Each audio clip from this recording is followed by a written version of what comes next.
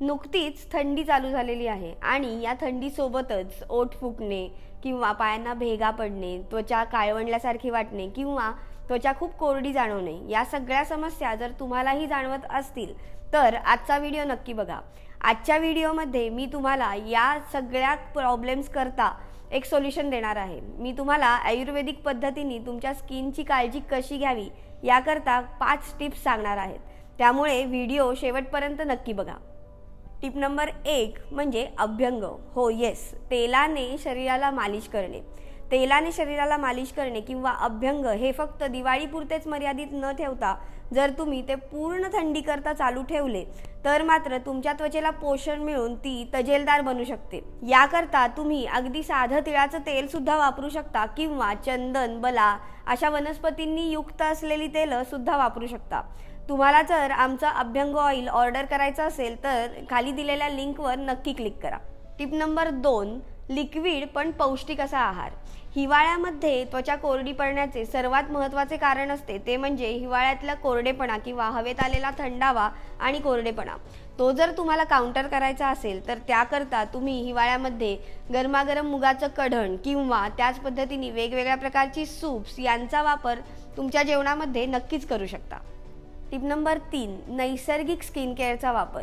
हिवाळ्यामध्ये खूप महागडे आणि केमिकल युक्त असे प्रॉडक्ट्स न वापरता शक्यतो एकदम सिंपल स्किन केअर रूटीन ठेवा।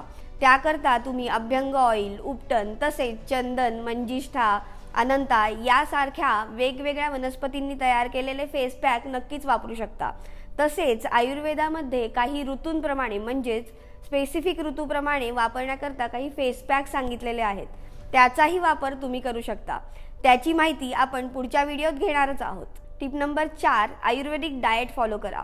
आयुर्वेदामध्ये ऋतुचर्या सांगितलेली आहे, म्हणजेच शरीरात किंवा वातावरणात जे काय बदल होतात त्याप्रमाणे आपला डाएट चेंज करणं गरजेचं असतं। या ऋतुचर्येमध्ये किंवा हिवाळ्यामध्ये काय करावं, काय खावं याचीही आयुर्वेदामध्ये खूप चांगल्या प्रकारे वर्णन आहे, ते तुम्ही फॉलो करा। त्याकरता तुम्ही तीळ, बाजरी किंवा गूळ यांचा वापर तुमच्या आहारामध्ये करू शकता। संत्री, मोसंबी यांसारखी सीझनल फळे खाण्याचा जास्तीत जास्त प्रयत्न करा। Tip number 5 night skin care routine. जसं आपण बघितलं की सकाळी उठल्यानंतर अंगाला किंवा शरीराला पूर्णपणे अभ्यंग करणे म्हणजेच तेल लावणे गरजेचे आहे, तसेच रात्री झोपताना सुद्धा तुम्ही चेहऱ्याला, टाचेला, ओठांना हलकी पण मॉइश्चराइज करणारी अशी बदाम तेलासारखी तेल नक्कीच वापरू शकता, जेणेकरून तुमची त्वचा मऊ राहील व ती कोरडी पडणार नाही। या आयुर्वेदिक टिप्स एकदम सोप्या पण तेवढ्याच प्रभावी आहेत। तुम्ही त्या करून बघा आणि तुम्हाला यातली कुठली टिप योग्य वाटली किंवा ती सोपी वाटली हे आम्हाला कमेंट करून नक्की कळवा। नैसर्गिक स्किन केअर आवडणाऱ्या तुमच्या मित्रमैत्रिणींपर्यंत हा व्हिडिओ नक्की पोहोचवा। धन्यवाद।